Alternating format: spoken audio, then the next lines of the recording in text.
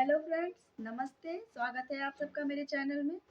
Friends, आज मैंने बनाया है, इन पुरानी चूड़ियों का रीयूज़ किया है मैंने। ये पुरानी चूड़ियाँ हो गई थी, इन्हीं का रीयूज़ किया है और इनसे बनाया है ये बैंग ये बैंगल्स बनाए हैं मैंने।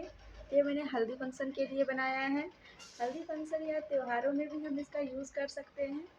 इसे मैंने बनाया है ऊन थ्रेड का यूज़ किया है। डेकोरेशन के लिए मैंने मिरर का यूज़ किया है और थोड़े बहुत मोती हैं, इनका यूज़ किया है और इनसे ही बनाया है इनको। और हाँ, ये गोटा पट्टी भी मैंने लगा रखा है इसमें। इन सब का यूज़ करके, घर में ही बचे चीज़ों का यूज़ करके मैंने इन बैंगल को रेडी कर लिया है। अगर आपको वीडियो अच्छी लगे और बैंगल्स पसंद आए तो प्लीज़ वीडियो को लाइक, चैनल को सब्सक्राइब जरूर करिएगा। चलिए फ्रेंड्स, बनाना शुरू करते हैं।